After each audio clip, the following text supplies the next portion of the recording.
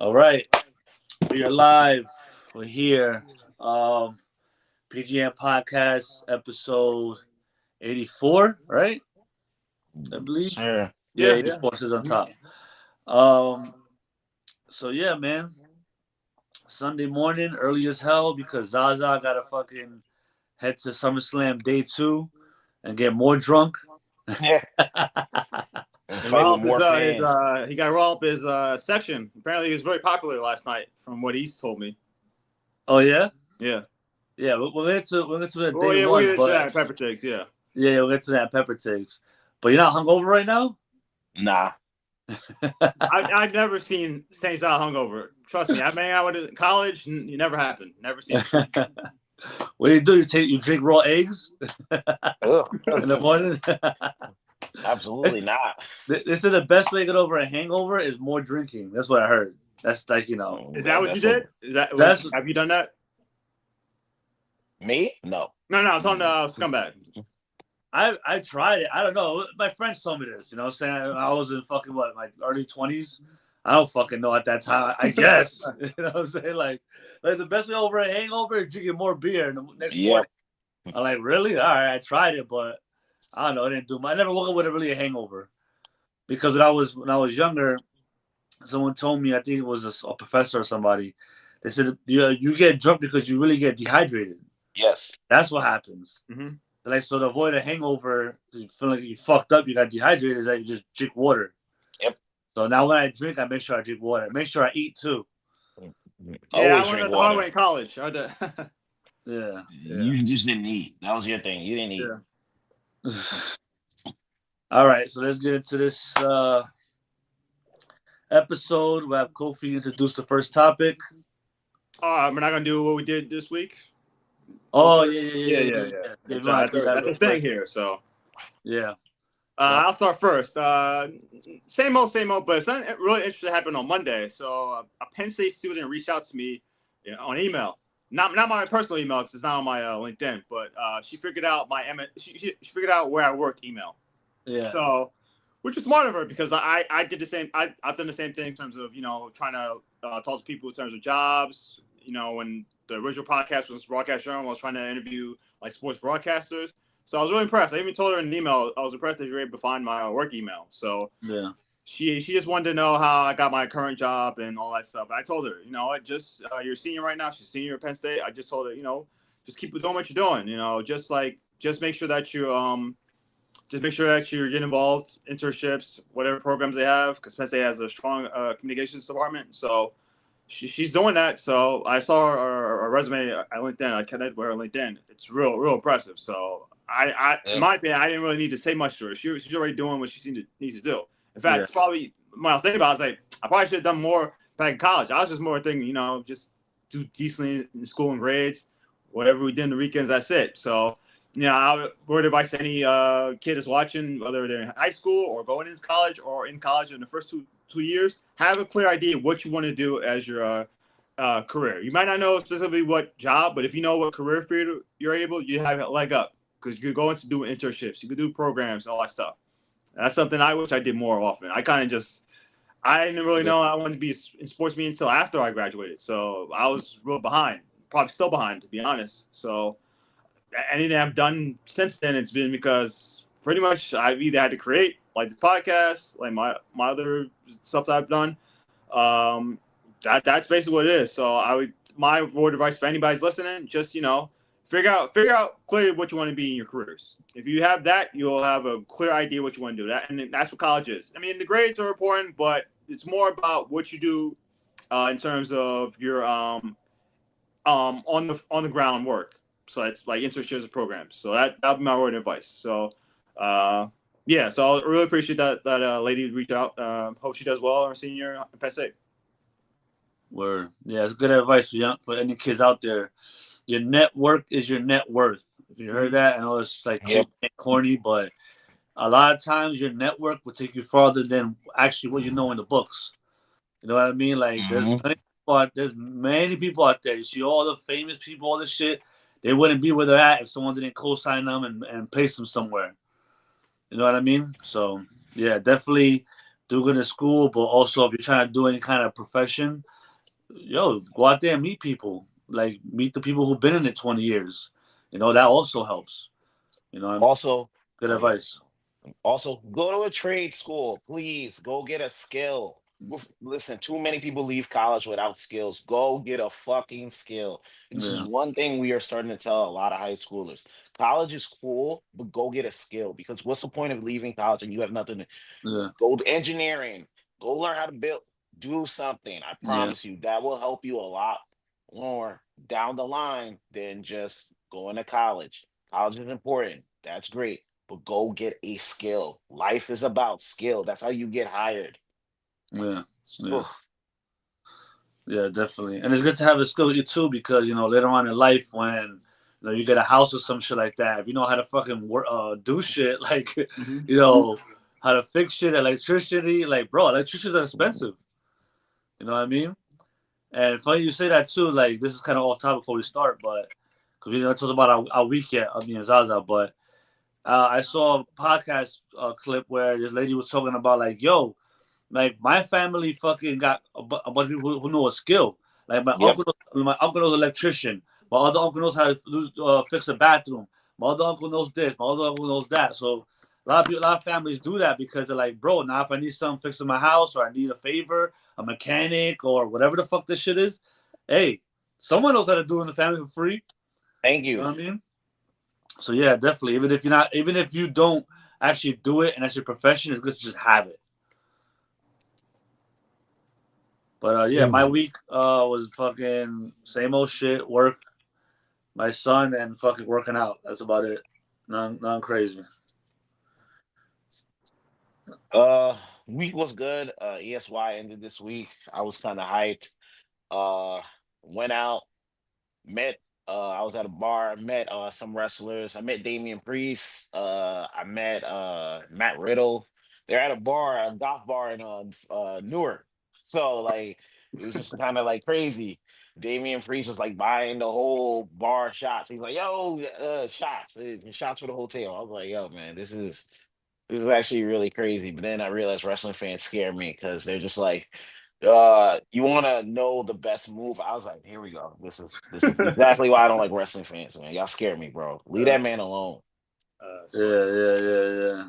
Yeah, that's why I was glad SmackDown was in the Prudential Center on Friday. So they hadn't been there 7 years, so I was happy to see that. So and you get interactions like that when they're in town. So it's Yep. good that you got the opportunity. Yeah, that's dope. That's dope. Yeah, man. Let's get into this first topic now. All right. The first topic is the same as last week's topic, and really caught a stir, especially on social media, about the teams with the teams and the players in the NFC with most pressure. So this week we're going with the AFC this time around, and I'll start first. And I think my team that I'm going to pick the AFC team with the most pressure, and we kind of alluded to it last week a little bit, Saints especially. I'm going to go with the Los Angeles Chargers. And the reason for that is if you think of the Chargers, ever since Marty Schottenheimer, when he was there, Drew Brees, and then it was Phil Rivers, they've always been that team in the AFC. There's always been, hey, they're up there with Colts and the Patriots, but for some reason, for whatever reason, they just haven't been able to get over the hump. And obviously, they moved on from Phil Rivers at some point. They drafted Justin Herbert, and really, it's been the same story. And we saw it. We saw it especially in that playoff game against Houston. I remember I picked them for my MVP picks. I was like, oh, I thought it was in the bag. Houston struggling. Jim Yeah, Harbaugh's there now. So I thought, oh, this one's in the bag. And yeah, what happened? Justin Herbert had a terrible performance in that game against Houston. He was 14 for 32 for 242 yards, one touchdown, and four interceptions. And that's notable because he only threw three interceptions in the regular season. So he threw more interceptions in one game than did all of the regular season. So, and Justin Herbert has not won a playoff game. Remember, a couple years ago against Jacksonville, they had a big lead and they weren't able to hold on to it. Well, that was more on Brandon Staley, but still, you got to win that game, and they weren't able to win it then. And obviously, they lost in Houston. And the last playoff win was in 2018 against the Ravens, and they haven't won the AFC West since 2009. And remember that year in 2009. They were probably the favorites to win the AFC. Remember, the Patriots lost in the wild card round. Or They against looked the up against the Ravens. Yeah. Jets. I was like, oh, they're going to beat the Jets. Didn't happen, and that's been the story for the Chargers since then. So the AFC West is tough this year. A lot of people are high on the Broncos, especially their defense. Bo Nix, we'll see if he develops even further. The Raiders now have Geno Smith, Pete Carroll now the coach, so they're going to be tougher to play against as well. So the AFC West is not an easy division, and the Chargers, they have a tough Week 1 matchup in Brazil. The game's going to be on YouTube, so people are going to be able to watch this game. So we'll see what the Chargers are made of that Week 1. They have not beat the Chiefs. They've lost to the Chiefs 7 straight times. So at some point, you have to get it done against the Chiefs. So just to recap a little bit what the Chargers did this offseason, they beefed up their offensive line. They signed Mekhi Becton. They have new running back, Najee Harris, obviously with the eye thing, with the fireworks. We'll see where that goes with that. They signed Tyler Conklin. But the receiving core, it's a question mark. They have a lot of young receivers, Johnson, Trey Harris, McConkey. He had a good season his rookie year. Yep. And now Denzel Perryman with the situation with these felony weapons charges. We'll see how that plays out. I don't know if that's going to be something to watch as well. But overall, I say the Chargers. Hey, this is Jim Harbaugh. He's known to retool programs, organizations, whether it's college and in the pros. So I think for the Chargers, hey, I know a lot of people are high on the Chiefs because their offensive line seems to be beefed up, and obviously they're getting Rashee Rice back after the suspension. So obviously the Chiefs are the favorites in the AFC West. But hey, I think if they're the Chargers, this could be an opportunity for you to show, hey, it's not going to be just the Chiefs. We have an opportunity to make our claim in the AFC West. So that is my pick, the Los Angeles Chargers. Saints, who's your pick for team of the AFC with the most pressure? Real quick though, Chargers got a McLaurin Hampton too, so he's a beast. Like if you play fantasy this year, if you could reach on McLaurin Hampton, reach for him. You know what I'm saying? Because he's gonna be a beast. Najee Harris is the eye thing, but I think Hampton's gonna change that team a lot. He can receive. He's a workhorse. He's strong. His pass protection is up to like upper echelon. Like he's the upper echelon running back. So you think Hampton's gonna be starter, not Harris? Huh? He's gonna be a starter. Oh, okay. He's a rookie. He's a rookie, but he's gonna start. Okay. He's good. So, you say they do have a young receiving core. But yeah, I think the Chargers are gonna surprise people this year with their team. Especially, I think now Harbaugh has an extra year in that system. That was a different system that Herbert played. He usually runs in guns. They run. Harbaugh runs. So, Greg Roman. So, and I'm not the biggest fan of Greg Roman as a Bills fan. So he tends to lead him to run a little too much. So we kind of saw that in the playoff game too. So. Damn, come on, leave Greg Roman alone. No. Trust me, multiple fans do not like him. So tell the Ravens fans. I know. Jeez.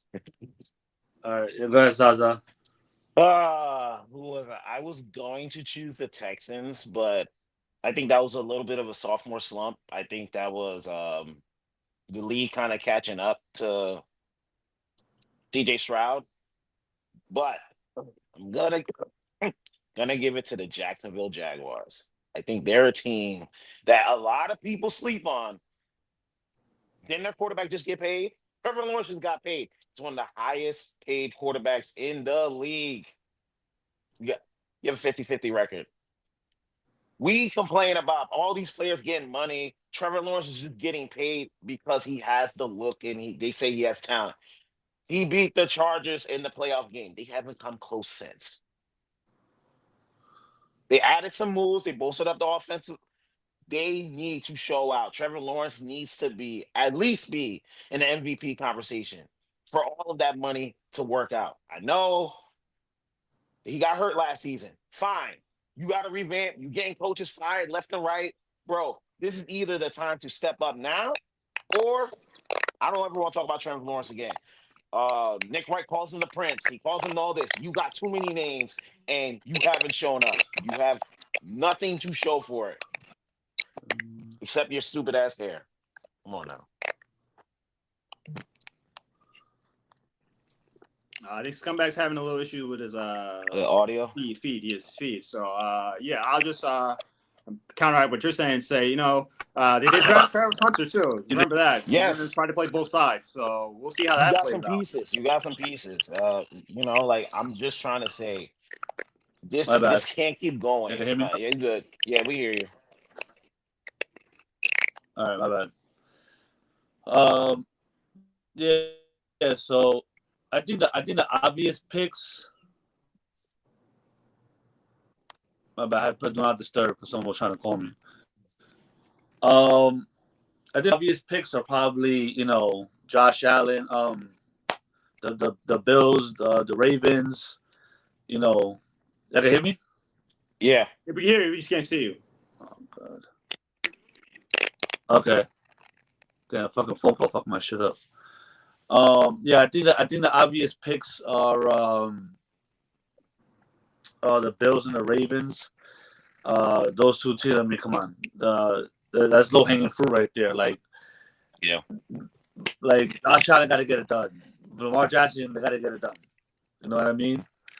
And I didn't want to go that route. I was actually gonna go Trevor Lawrence also.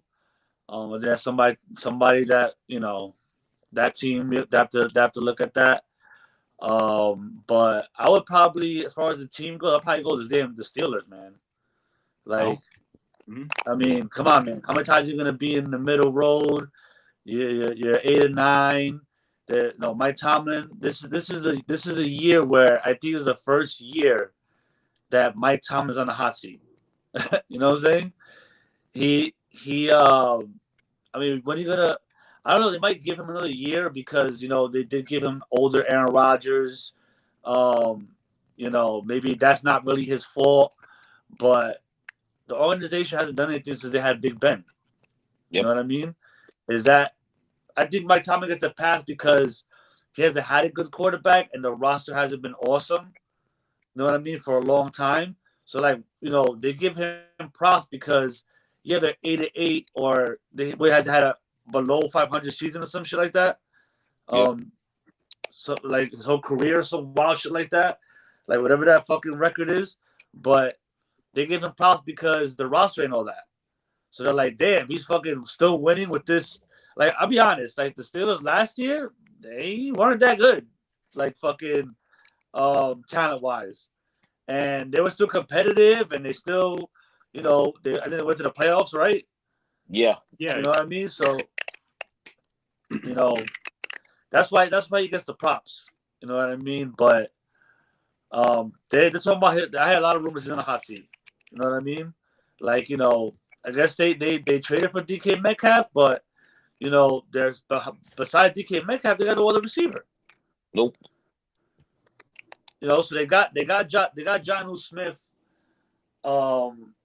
Hopefully he helps out with the passing game, and there was a Greg Smith, the offensive coordinator. He likes to run a lot of 2 tight end sets. They do have Pat Freiermuth. You know what I mean? Maybe they run 2 tight ends with Jonnu Smith and Pat Freiermuth on one side, and then DK Metcalf. Listen, you do fantasy. DK Metcalf. Yeah. DK Metcalf. There's no other receiver besides him. And Aaron Rodgers, if he likes you, he did it with Devontae Adams. He'll pepper you. He'll throw you fucking 10 targets a game. He don't give a fuck. So, let's see what they do. They got another rookie, Caleb Johnson. They say he's actually really good too. They're gonna pair him up with Jalen Warren. They're gonna try and run heavy. Greg Smith does. He runs heavy. So they're gonna run heavy, run 2 tight ends, and throw the DK Metcalf. And we'll see where that takes them. But I don't think their roster's too crazy this year either. You know what I'm saying? Another 9-8 season. Yeah, I don't think the roster's too crazy on this either. Like, so I don't know. I think they might need to change the culture. I don't know. We'll see. Yeah.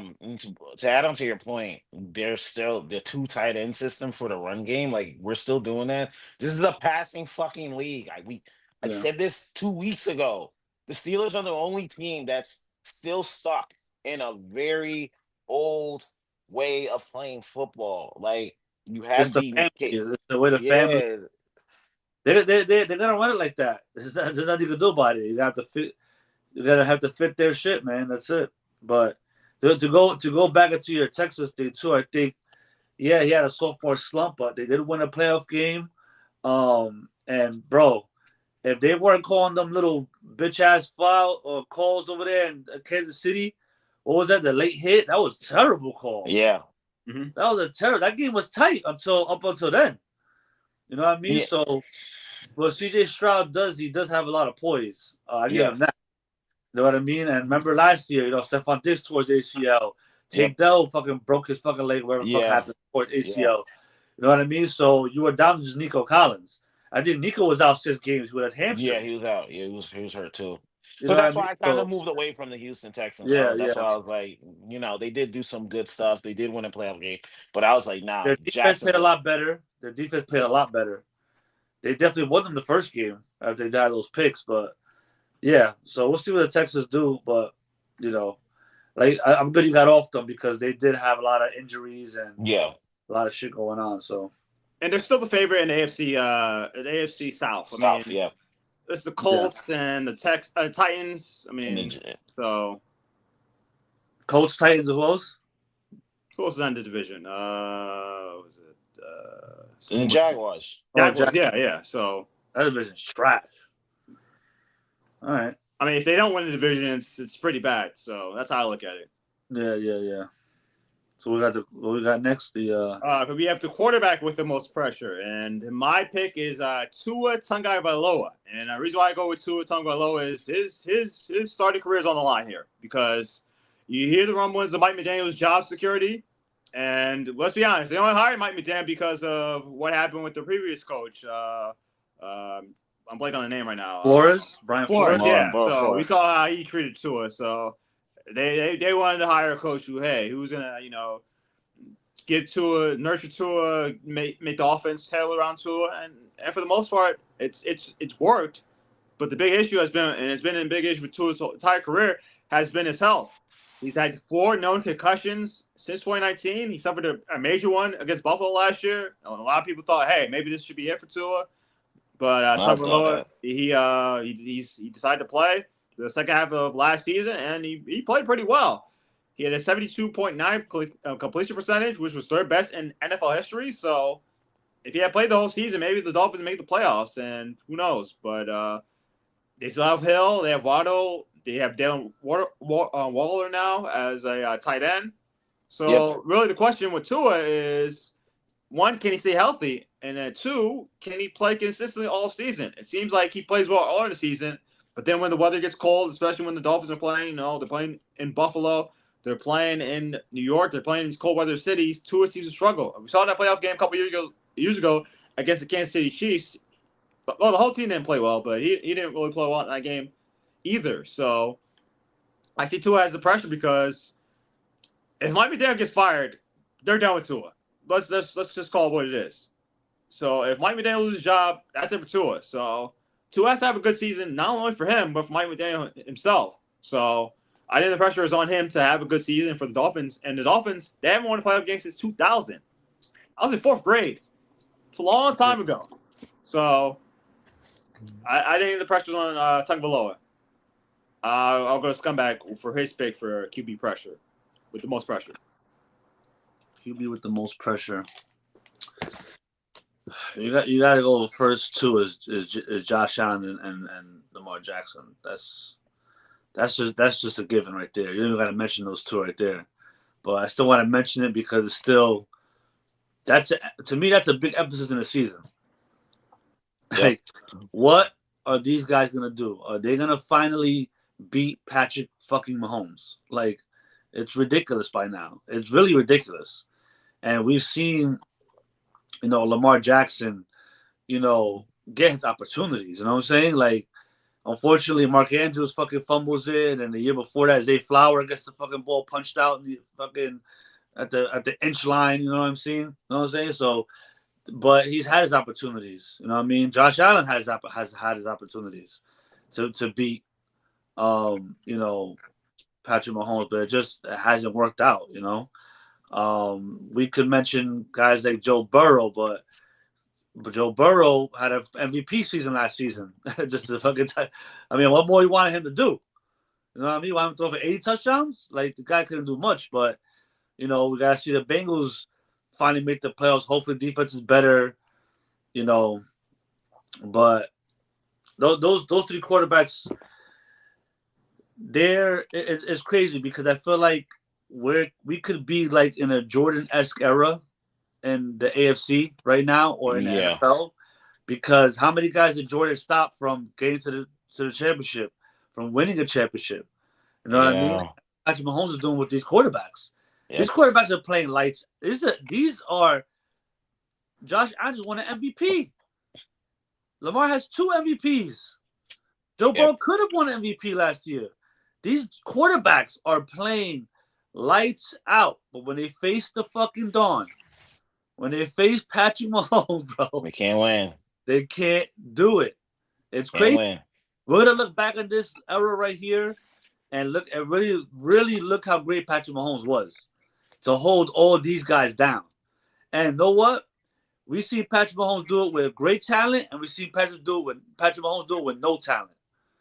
We see Patrick Mahomes do it healthy.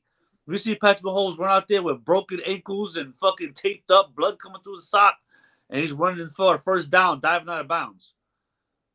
You know what I'm saying? So I would definitely say those three quarterbacks all in a grouping to me. Like I want to see what happened this year. I want to see at least one of them get over the hump. I know Joe Burrow did it one time so far, Yeah. but definitely Lamar Jackson, like 2-time MVP, bro. And you've had the best opportunity besides Josh Allen. So those are my quarterbacks. Nah, before we go things on, I would like to push back a little bit. Say, is it necessarily the quarterbacks or is it the team? Because we could look at it from the standpoint of there were certain plays that happened that didn't involve Lamar Jackson in terms of that loss against the Chiefs a couple years ago. We can look at the AFC Championship games, with the games of the Josh Allen's loss against the Chiefs. 13 seconds. That wasn't on Josh Allen. That was Sean McDermott. And we saw last year again in terms of some of the decisions he made. I'm saying this as a Bills fan. Yeah.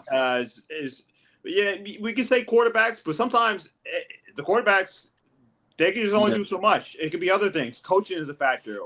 Some mistakes that the other players make. So I say it's a team game in terms of quarterbacks. Like I say, you can only blame the quarterback if they have the ball in their hands and they throw a pick or they fumble. Yeah. That's how I look at it. My issue is with those guys is that you're losing to the same guy every time. Yeah, okay. So why is Patrick Mahomes finding a way to win if it's a team game, right? Why are you still losing the same guy every time? You know what I'm saying? Like it's not making sense. You know what I mean? That's more the issue to me because when there's other quarterbacks, they're winning. Josh Allen wins the first round, no problem. Second round, no problem. Lamar Jackson, same thing. First round, second round, no problem. When you meet this guy in the AFC Championship, or even there's been times in the second round, they can't beat this guy, bro. They can't beat him. And Mahomes will find a way. They'll be like, oh, my God, they're down 2 touchdowns. Mahomes running. Behind the back. Oh, Travis Kelce gets it. Oh, what the fuck's going on? Like, bro, why are these guys finding a way to make these plays and get these – Mahomes finding a way to get these plays done? How many times have you seen that? And like I said, we've seen Mahomes do it with Tyreek Hill, and he's doing it with Christian Watson. Who the fuck was that guy? Watson? Number 84? He did it with fucking what's the guy from the Giants? They traded for the Giants. He was all right. You know? Tony. Kadarius Tony. Yeah, Kadarius Tony. Kadarius Tony. He's one with Juju. Like, he's one with Juju. Who's he throwing to? And he's beating you still. You got Stephon Diggs. You got fucking Mark Andrews. You got all these all-stars. And Mahomes is doing it with one guy. He's doing one guy with half a running game. You know what I'm saying? So that's why I say more the emphasis on them because, there's been times that, hey, look, Josh, that game's classic. Yeah. That back to forth, and then 13 seconds left, they scored. That's one of the best things I've ever seen in my life. You know what I mean? So, you one of the best weekends. Yep. That's probably the game that I would say that Josh Allen, hey, there's not more you can do there, bro. Mm-hmm. Yeah. You know what I'm saying?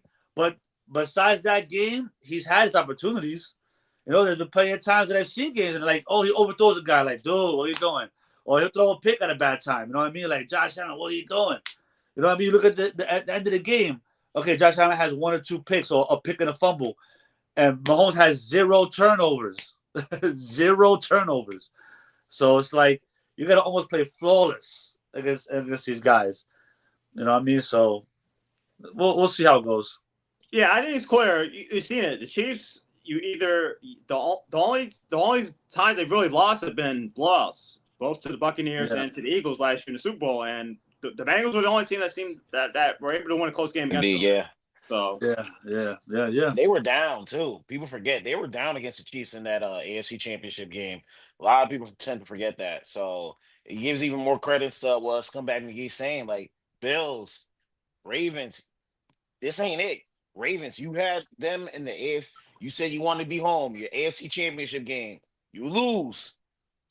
Zay Flowers stretching, gets the ball punched. It's just like, yo, everything that you guys can't do to protect, you guys end up letting happen, and then you lose. Bills, you said, yo, I want to be at home. You're at home, you still lose to the Chiefs. It's like, what more do you want? Beating them in regular season school. You know, remember Josh Allen had the play of the year. He ran in the touchdown. He took 3. That's cool, but you never win when it counts. Yeah. So yeah, I kind of agree with Scumbag. Like, we tend to give a lot of the lower quarterback shit, but the top quarterbacks, you haven't beaten that one guy. So let's put up or shut up now. Lamar, unanimous MVP. Josh Allen, you MVP. MVPs with no Super Bowl appearance. I can't. I got to start looking at you kind of like, you need a little bit more. Yeah. All right, Stays out. What is your QB pick for most pressure in AFC? Scumbag McGee did the top. I'm doing the middle.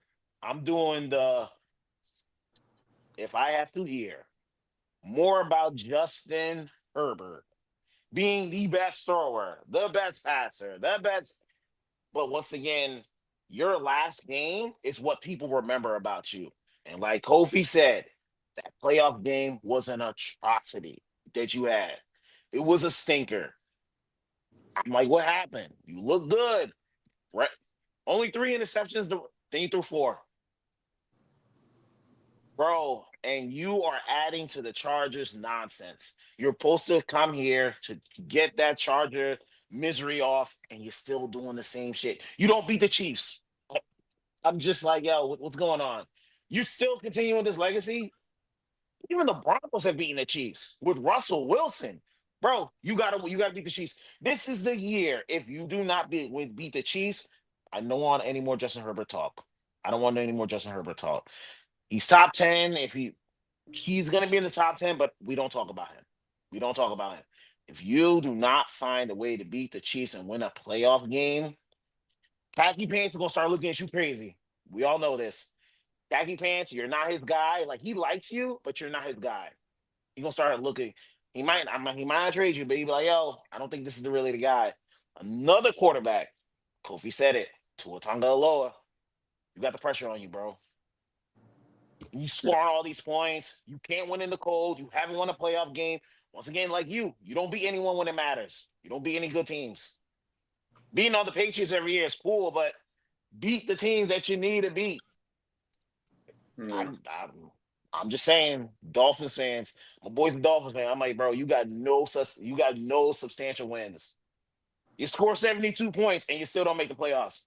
I'm just saying, bro. I forgot about that. You see what I'm trying to say? You see what happens when the last game you play is the last thing we remember about you? We forget they scored 72 points in the first half of the season. They were running wild. Sun hits. Now your coach is he's like, I'm tough. He's a nerd. Mike McDaniels is a nerd trying to be a football coach. It's on Tua, though. You got the weapons, bro. Yep.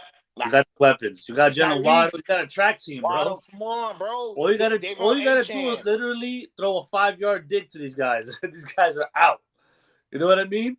All you gotta do is put it in Tyreek's hands. Just get it there. He's a beast. And Devon Achane too. Right? He's fucking great. He's fast as fuck. You know, Tyreek Hill had a comment this week. He was like, hey, in 30 short, we need to take him out. I'm like, you should be saying all that, Tyreek. Well, about Devon? Yeah, he said in 30 short, too small. take him out. Yeah. No, he has This is for Raheem fantasy. Morris there. This is for fantasy right here. He has like one of the lowest red zone rates. He's terrible in the red Yeah, zone. he's very small. He's like a kind of No, like a Shady there's small McCoy. guys that like, yo, believe it or not, getting in the red zone is a fucking skill. Yes. It is. Yeah, There's teams that you're right. just have a guy just for 20 yards in, because it's not easy. So Devon Achane may not have that skill. He'll get you there. He just can't. Yeah. He just can't get you in there. Which let's see what they do with that. They got Jalen Wright this year. He's a bigger back. I think they got another rookie. He's like he was like, I thought the third string. He's actually another really good rookie. He's a big guy too. So they're gonna have two other guys for the red zone. So we'll see how that goes. Yeah, as a Bills fan, like I'm never scared of the Dolphins. I'm like, as the Dolphins, we're not worried about it. Once again, you don't beat the Bills. You don't beat the Bills. How many times have you had the Bills in your own place? It's like, yo, you need to go to the playoffs. You need to beat the Bills. You don't beat them. Think about Week 17 a couple years ago. It was for the division, and they had an early lead, and then they weren't able to hold on to that lead, and they lost. The game was in Miami. Think about it. They went from the 2nd seed all the way down to 7th. Yeah. And then you had to go play that frozen tundra game, which we know you weren't ready for. Yeah. It's on those two. It's on those two. All right. So we'll see how that plays out. I'm sure that when we clip this, some fans will have some comments about it. I remember on TikTok the Lions. There was a Lions and Eagles fan going back and forth on that clip on TikTok. It was pretty funny. So we'll see how the reaction is for that. Other NFL news: a couple of players in the NFC East have made trade requests. Terry McLaurin of the Commanders and Micah Parsons with the Cowboys. We'll start with Terry McLaurin. I think the issue here is that he has 1 year left on his contract. It was a 3-year, $68 million deal. I think the issue with the Commanders is that if he does get the extension, he'll be 31 years old. And as a receiver, we know that that's kind of the age where things start to, not fall apart completely, but their prime tends to end at that point. But there have been a couple of receivers that have gotten extensions at age 30 or more. So Tyreek Hill, he got an extension at age 30. It was for 3 years, $30 million. Mike Evans, he's 31. He got a 2-year, $41 million contract. And Sutton of the Broncos, he's 30 years old. He just got a 4-year, $92 million contract. So I think for Tim McLaurin, he's probably looking at that one of those at that range. So he's probably looking maybe not at Tyreek or Evans, but maybe Sutton's probably the player. He's probably closer to Sutton's level of a player. So maybe that contract is where he probably should be targeted. And I think that's really what it comes down to. I do not think the Commanders are going to trade him. They have no reason to trade him. Why? What leverage does McLaurin have? They don't need to trade him. If he sits out, it's like, okay, sit out, but what's going to happen? You're not. So I think it's just, he's just trying to drum up some leverage to get the Commanders to get back to the negotiation table. Saint Zah, what are your thoughts? You had a plea about the Patriots trying to trade for him. So I'll let you go there. Listen. Commanders, listen, you don't have to sign him. You just give him over to the Patriots. All right? Listen, if you do not want to get Jaden Daniels his best weapon, that's fine. Man, let's get off my back. Give him to Drake May, bro. We'll take him. We'll take him off your hands, bro. But what are you willing to give up, though? A first-round pick? I don't know if you're getting a first-round pick for a 30-year receiver. Do they want a first-round pick? They want a first-round pick for him? No, I'm saying if you're going to have to give up a lot for the Commanders, but maybe we could trade. That's fine. We have Drake May in his rookie contract. You need to go all in because you have to pay these quarterbacks much money and you lose. Remember, this is what the Bengals did with Joe Burrow. You go all in now so that you can win, you get something. Please, while Drake May is on his rookie contract. That'll make the Patriots crazier because they already got Stephon Diggs. They got their other receivers aren't too bad. Demario Douglas. You got Hunter Henry. He's a slipped on tight end. You got Travion Henderson, the rookie. He's actually really good. You pair him up with Ramondre Stevenson. Better O-line this year. And, Drake May played great. I think Drake May played good last year. I'll be honest. For what he had. You know what I mean? And throwing a fire. You know what I mean? With a terrible coaching staff. You know, yeah, that makes sense. But yeah, I'll let you finish before I get into what I think No, no, about no, I was just gonna say like Terry McLaurin was great after the catch. Drake, young receivers need players like that. They need veterans. I always try to tell people, yeah, you can draft a receiver, but it takes them a while to get up to the NFL level. Remember, they're playing college people. They're playing people that they're clearly better than. When you get to the league, you're playing people just as fast as you. People, safeties, cornerbacks. They've been in this, so now you have to adjust. It takes them a 2 to 3 year window. Unless you're a Marvin Harrison Jr., that's Well, even he kind of struggled. you see what I'm trying to say? Like it. Yeah, he was pro ready, but it even takes him a while to catch up to the game. That's what I'm saying. You need a veteran. You need someone like a Terry McLaurin, especially for a Drake May who can throw you open. That takes skill. You need a veteran. Stephon Diggs understands that. I like the Mario Douglas, but once again, they're not number one receivers. They're kind of like yeah, twos and threes. Get another skilled player around your second year quarterback. That's how you do. And for Jaden McDaniels, I feel like y'all kind of dogging him out. He had a great season with him, and you don't want to pay him. But that's on the Commanders. Ain't got nothing to do with me. Patriots, I don't even care if you don't get him. Make a plea. That's all I said. Just make a plea for him. All right, let's come back. What are your thoughts on this Terry McLaurin trade or request? I think that this is a tactic a lot of players are going towards now. They get aggressive on social media. They let their agent let a statement out saying they want to get traded because they want their money. Yep. And it's a tactic they have to use because we talked about this many times before on the podcast. A lot of these players, their window to play is 3-4 years. You know what I'm saying? The average. You know what I mean? So these guys in there 5, 6, 7 years.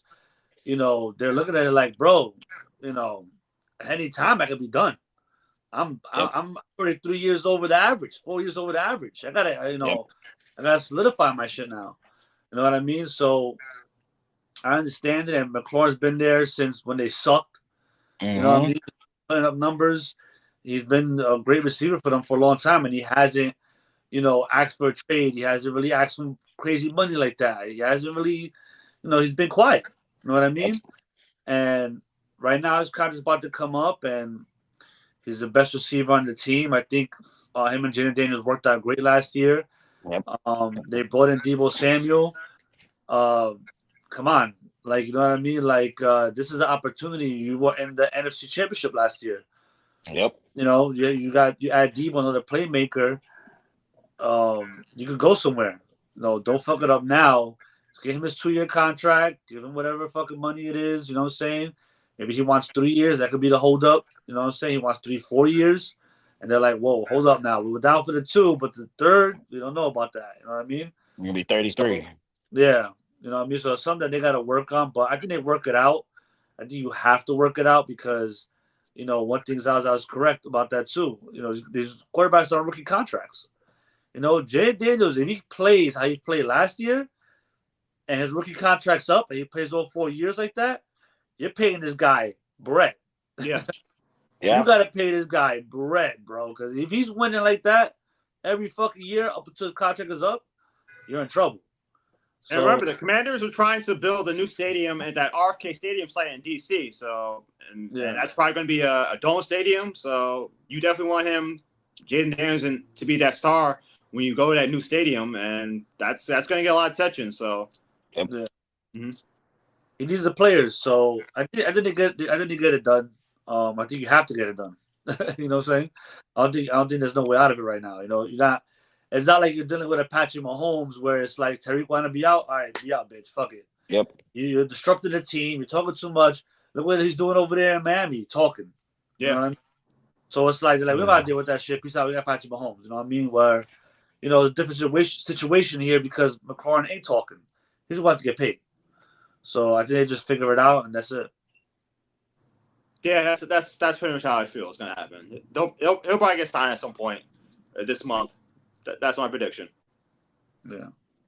Now, situations might be a little more complicated is Michael Parsons. So he He's signed to over $20 million contract, and he's going to make over $21 million in his 5th year. This is his 5th year, his 5th-year rookie contract. This is the option year. So the interesting thing is, if he was designated as a linebacker, he would make over $24 million, but he's designated as a DN. So that's the difference in money there. Now, Parsons had a social media post on Friday about his trade request. He said that during the owners' meeting in Palm Beach, him and Jerry Jones had a handshake agreement in terms of the contract, all the guarantees, how long it was going to be, all that stuff. And Parsons said, hey, just go to my agent, David Mulugheta, who's a pretty powerful agent, to hammer things out. But the Cowboys have not talked to David Mulugheta since then. So that's really the issue. So, and you see the recent contracts DNs have gotten. Myles Garrett got a 4-year deal over $106 million. Max Crosby had a 3-year deal over $106.5 million. And T.J. Watt, who got the biggest deal, a 3-year deal over $123 million. So obviously Parsons is trying to get the biggest contract of those three. And you see it with the Cowboys. They've done this before. Look how long it took them to get Dak's contract done. Look how long it took them to get CeeDee Lamb's contract done. So this seems to be a thing that Jerry Jones likes to do. He likes to wait till the last hustle minute to get a contract extension. So I think same situation here. I don't think they're going to trade him, but I think teams are going to ask. They're definitely going to ask. No. Even multiple first-round picks. If you get Micah Parsons, hey, that's a great play to have on your defensive line. That's definitely 2 first-round picks right there. Yeah. At least. So I'll go to you, Scumbag. What do you think of this Micah Parsons trade request? I don't know what Jerry Jones thinking. The guy's like he's an actual cowboy. You know what I'm saying? The guy, you don't know what he's thinking. But if I'm Jerry Jones, I'm talking in the perspective of Jerry Jones. So you tell me to pay Dak, I pay Dak. You tell me to pay Zeke, I pay Zeke. You tell me to pay Diggs, I pay Diggs. You tell me to pay CeeDee Lamb, I pay CeeDee Lamb. Where's it got me? You tell me to pay Romo, I paid Romo. You tell me to pay fucking DeMarcus Lawrence, I paid DeMarcus Lawrence. You tell me to pay Sean Lee, I pay Sean Lee. You tell me to pay fucking dude, he's done it. Yeah. In the 20-some years, he's done it every fucking time. The dude is on the podium right now, right? I see the fucking the way, because that's why I get ready for fantasy. I watch the training camp. So I have NFL Network on like at all times, like watching the training camps live. And he looks fucking old, bro. He's up there with his fucking. Do I got a fucking hat in here? No, I got a hat in here. He got his fucking hat. All right, he has his hat like this. All right, all all twisted and shit. You know what I mean, like this. His old ass skin. He's just there like, hey, I paid Dak and I paid this guy, and he's saying what I'm saying. He looks like your grandfather on the couch sleeping with the hat tilted. He's tired of paying these players, and they're not fucking delivering. Yeah, Micah has all these stats in the regular season. When it comes to the playoffs, he has done jack fucking shit. He's tired of, I gotta pay this guy too, so he could fucking have 15 sacks in the regular season, and then it comes down to the playoffs and he can't get one fucking pressure. Name one sack that his guy has had, through two, three playoff appearances?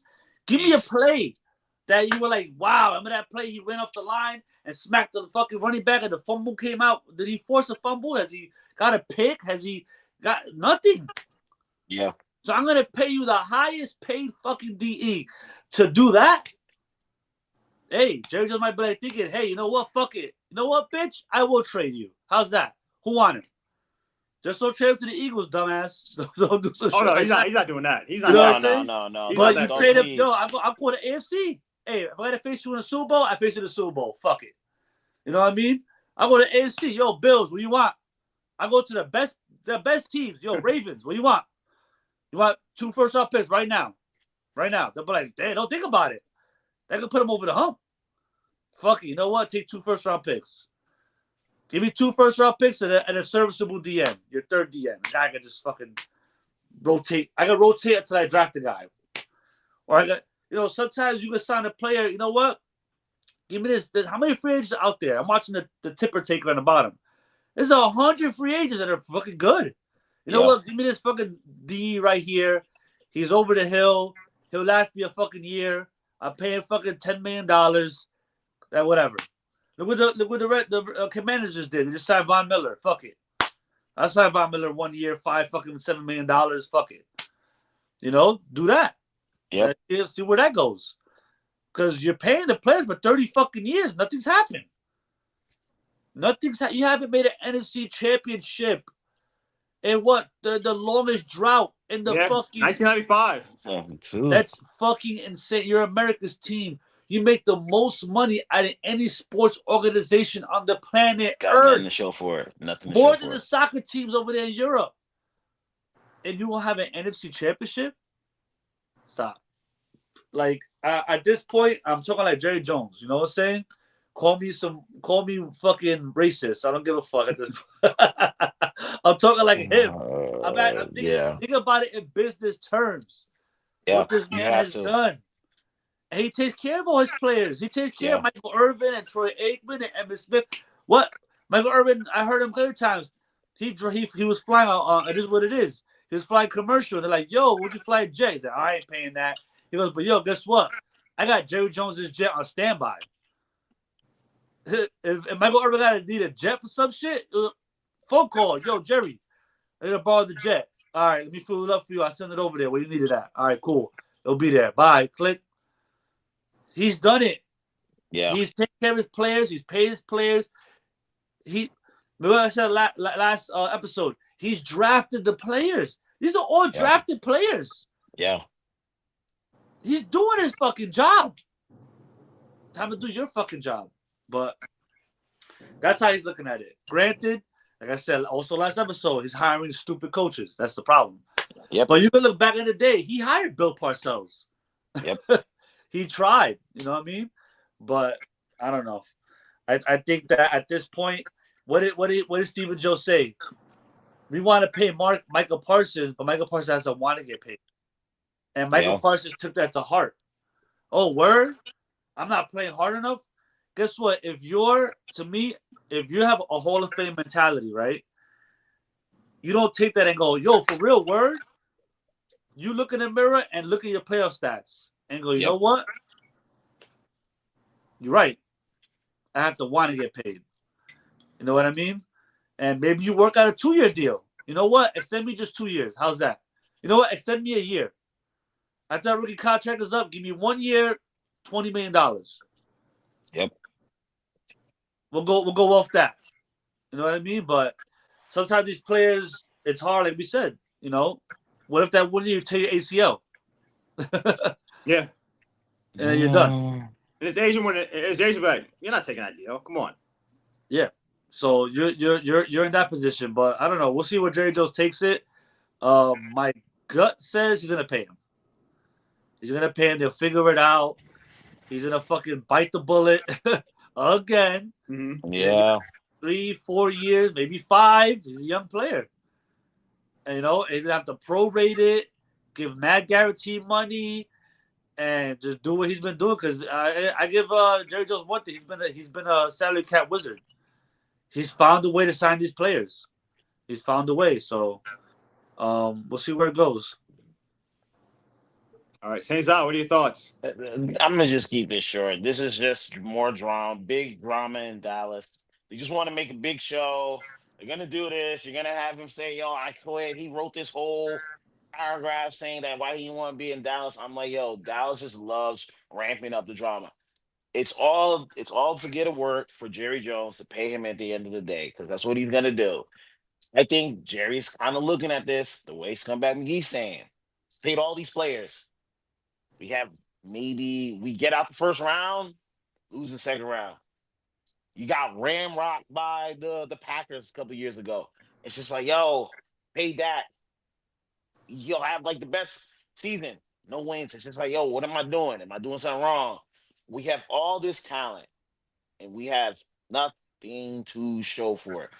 Why would I pay? And you can't even call him out because, like Scumbag McGee said, he pays his players. He's like, yo, what are my results? Some people have less. They win. I have more, and I still don't. It's like, yo, dog. And if it was about talent, I got the talent. I'm still not winning. nah, dog, we might have to change some stuff up.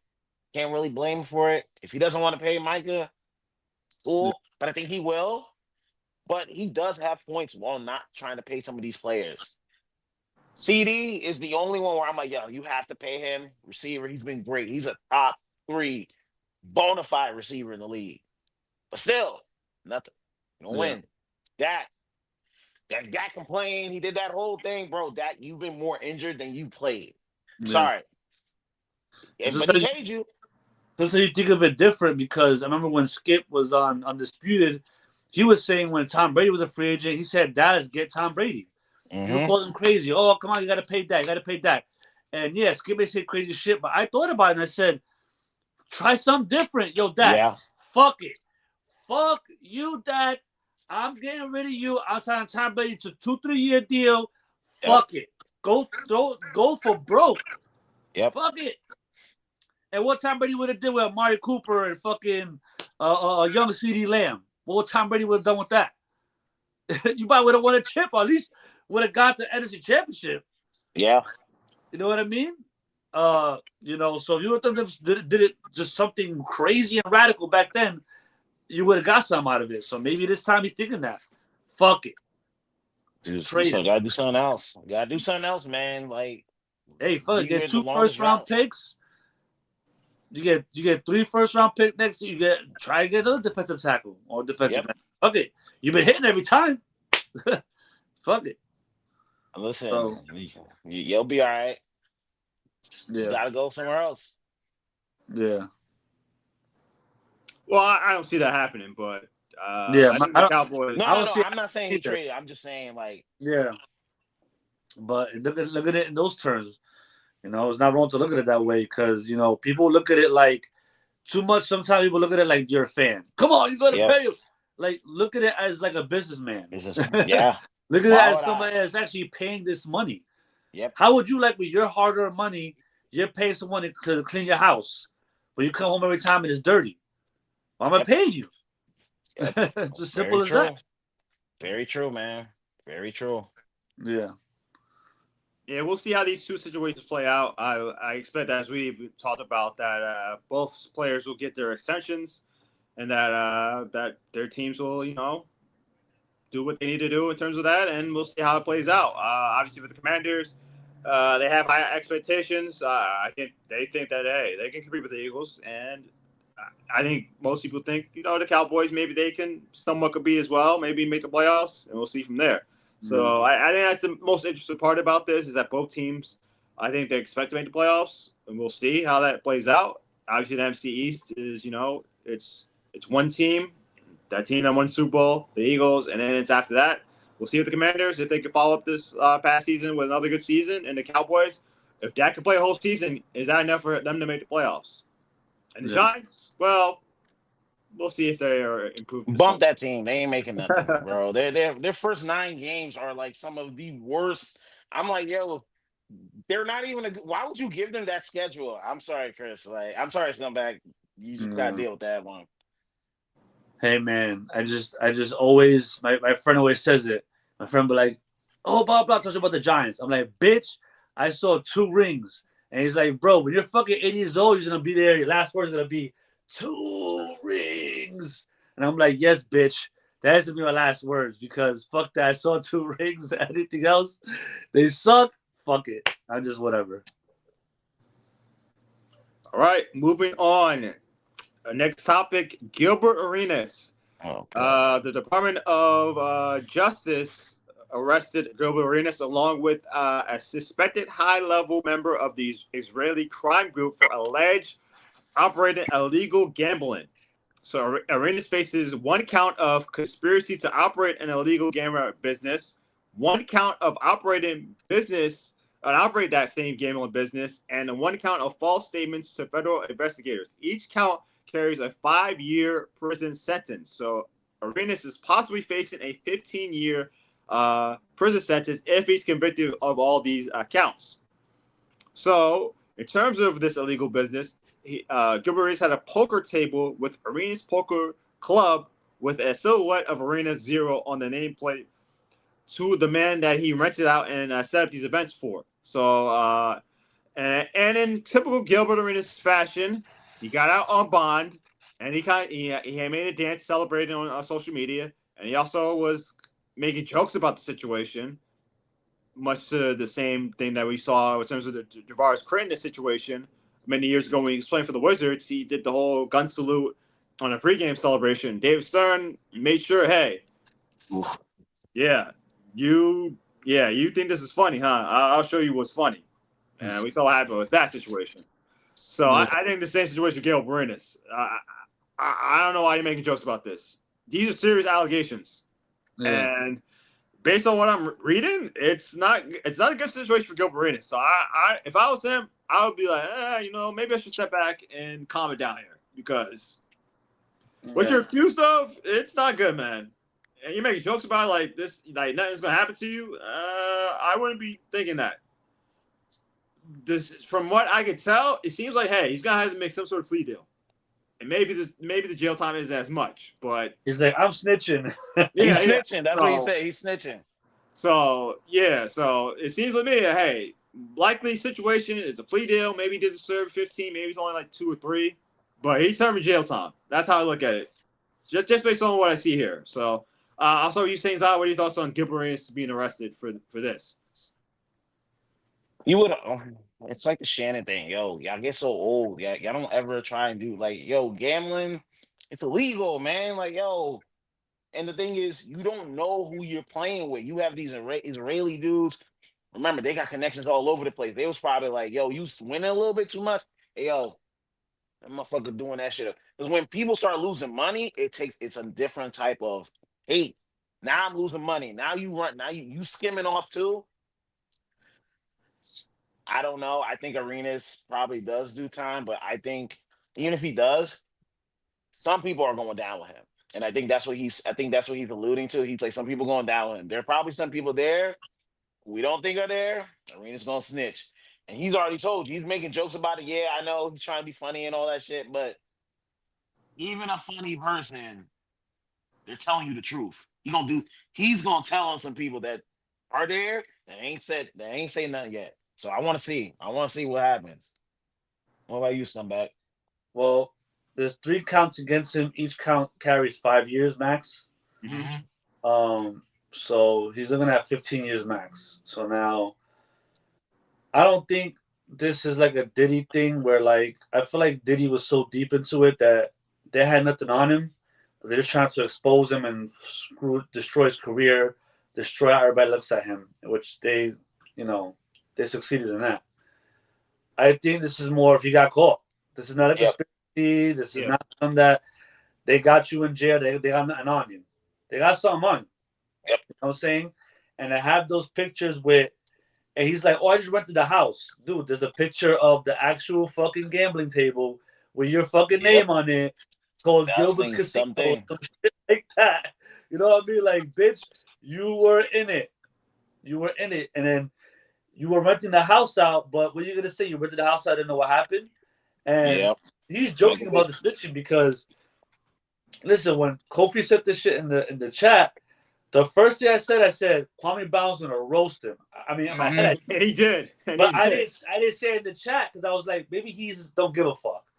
But when you said the fucking video, Kwame Brown talking shit, I was like, I fucking knew it. I should have said it because Kwame Brown, when that little shit happened between them, Kwame Brown said, "Bitch, you were like a fucking dumbass." Like he said that to him, and I think it's like, you're the one of the most dumbest people I know. Yeah, I mean that stuck with me when Kwame said that. Yeah, I found it. I found that video. And he was talking about how like the Wizards covered up some sort of arrest he had. I was like, oh, yeah. And Gilbert didn't want that out. If you notice, yeah. And he's like, bro, we used to talk in the huddle or in the locker room. You were just a fucking idiot. And he's like, he's young and dumb. So, but I'm young and dumb. It stuck with me because I'm like, man, all right, cool. So then when this happened, that's why Kwame was the first one I thought of. I said, Kwame didn't say, didn't I tell you this nigga was stupid? You know what I'm saying? And that's where I felt like he did reiterate that in the new video. He said it. Didn't I tell you this guy's a fucking idiot? I told you he's a moron. And listen, to me, why that sticks out to me is because I feel like these players getting involved with the gambling, you're a fucking idiot. Yep. You're a fucking idiot. What are you fucking doing? Why are you doing that? You're not okay. What's up with these people, bro? You're not cool with a $120 million contract. You need more. Yeah, we see it with the What's Guardians up with with you, bro? with these pitchers for the Guardians in baseball. It's like you're making millions of dollars. Why are you doing these bets on like whether it's a ball or a strike? I'm like, what's going on here? What is the reasoning behind all? You know what I'm saying? And it's not as simple as him just saying, "Oh, I'm gonna snitch." Dude, you are in it with the Iranian mob. Word, why? You're just gonna snitch? Listen, what the fuck happened with the paid in full guy, right? What's his name? Rico, whatever his name was, right? The guy that Cameron played. Oh, Alpo, yeah. Alpo. So the fucking dude went to prison, came out, was out for a whole year and change, chilling and going on, and thought he was all good. Boom, boom, boom, shot outside of a party, dead. These type of motherfuckers don't forget. They'll play. Wait. Oh, we want to snitch? It's a high-profile case, so they won't do nothing to you. They'll wait. They'll wait 2, 3 years, 4 years, 5 years, 6 years, 7 years. They'll do something to you. So that's why I'm confused why he's even talking right now. I would just shut it down. No Gills Arena, no nothing. No social media, no nothing. He's just talking right now because he has to laugh it off. It's the only way to deal with it. Yeah. He's a type of dude like he just jokes around a lot. So there's the only way to deal with it is to laugh it off because this shit's serious. Mm-hmm. Yep. This shit is serious. Even if you're not a thug. Me, I don't want to go to prison for a fucking 6 months. Nope. I don't want to go for 2 months. Nope. I don't want to go a day.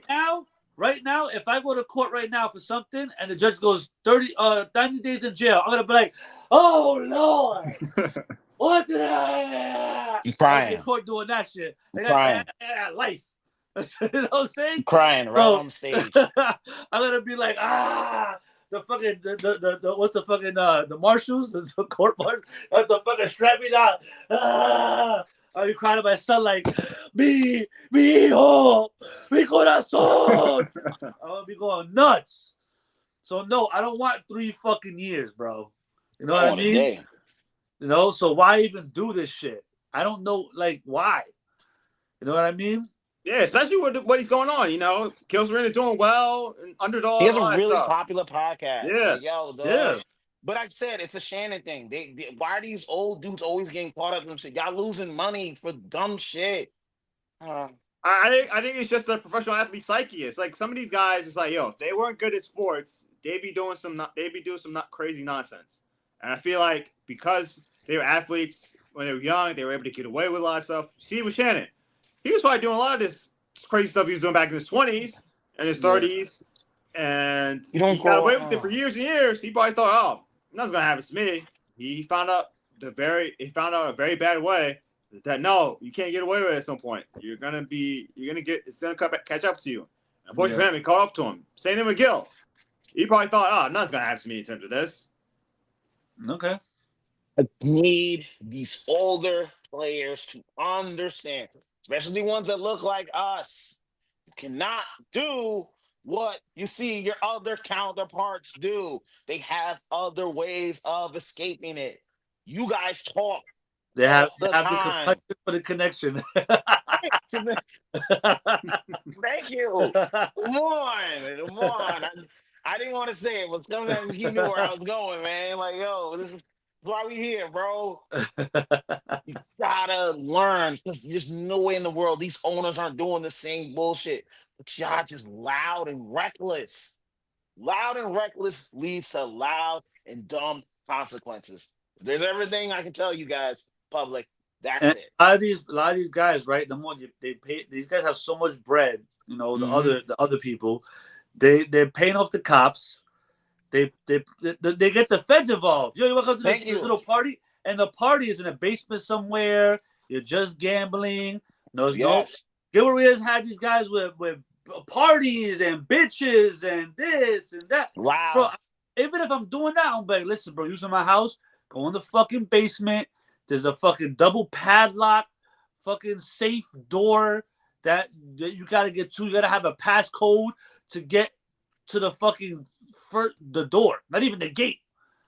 You gotta have a password to get to the block. You know what I'm saying? Like, you gotta be extra careful. Just like you said, being reckless.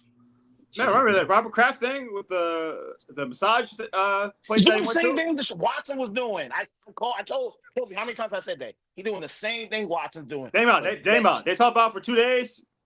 It's been done since then. Nobody talks about it. Well, I think his defense, he's old. No, but still, he's old. they don't talk about it. They don't talk about it. It's just like it was 2 days. You know what? Let me take that back because I just remembered she was underage. That's what it was, right? Yeah. See? Okay, all right. Let me take that back. Yeah. But that's I just remember that little detail. Yeah. Okay. But like, to my point, a lot of these owners, these higher ups, are doing the same dumbass shit that you do. Yeah. You don't think they're not doing this? You think they're not gambling? They're just not as loud and dumb as you are. Gil, you coming on, ha ha ha. You never would hear that from the other counterparts. They keep this shit quiet. They already done paid everyone off. Like you said, you joking, you this. They're gonna be like, oh, you think it's a joke? Add 5 more years onto that shit. Yeah. Just for you being loud. Yep. Come on, Gil, you better than that, bro. All right, we'll do this one real quick. Luka Doncic of the Lakers, he signed a 3-year, $165 million max extension with a player option in the 3rd year. This sets up for him to get a 5-year, over $400 million contract after the 27-28 season. So obviously the big story for Luka this summer has been his new conditioning program. He's lost some weight. He seems to be very in tune in terms of going to the gym and working out. My thing is this. That's cool. That's cool and all. We've seen him doing it in the past. Can he do it the whole season? Can he during the regular season? If they're in a hotel somewhere, is he gonna be like, oh, you know what? Let me go down to this bar and give me a beer or 2? Is he gonna be like after a game? You know what? Let me go to this high-end restaurant. Let me get a 5-course meal. You know, a couple $100. Let me eat that. You know, doesn't matter what it is. Is he gonna have the discipline not to do that? That's gonna be the question. It's great that he's working out all this, but can he be consistent all season in terms of his weight and his diet? That is the question I have for Luka. So I think he's going to have a good season. I think he is. You know, he's finally going to be able to adjust to LA, the lifestyle, being a Laker, all that stuff. But can he consistently keep his weight and diet in check? If he could do that, he could have a possible MVP season. And that's my quick thoughts on that. Scumbag, what do you about Luka's extension? Yeah, I'll touch on this real quick. I don't really got like too much to say about it. What I do like about it is that, see, this is what we talked about with Michael Parsons. You know, to a certain extent, you know, accountability.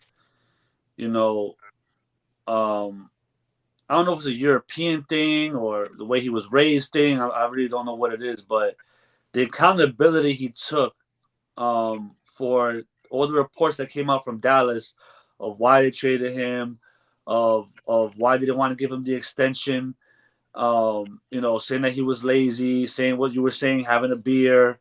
We've seen that video of Michael Finley snatches the beer out of his hand.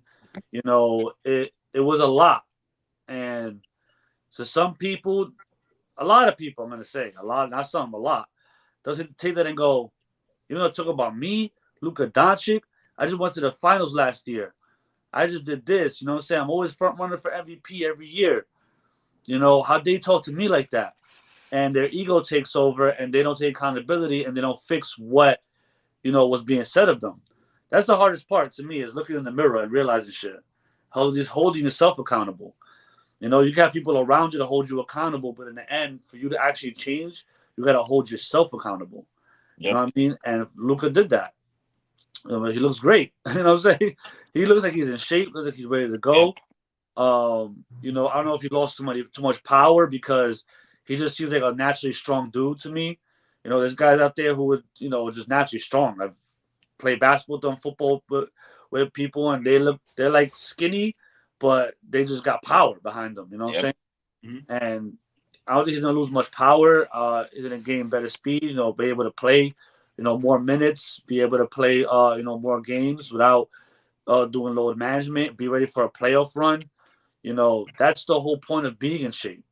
You know what I mean? And the opportunity to go to LA, and I even go to LA because you have in LA, you probably have just an unlimited amount of resources. Yep. The Lakers organization to any kind of diet. Any diet you want, they got on deck for you. They have nutritionists for you. You are the franchise player. What do you want? What do you need? You got it. No questions asked. You know what I mean? Take advantage of that. Which he did, most likely. And he took advantage. You have LeBron James, the player in NBA history that his prime has lasted the longest. He hasn't got hurt, no major injuries, hasn't got hurt like that. Ready at this age, playing 40 minutes, doing a long playoff run. He's ready for that at 42 years old, 41, 42 years old.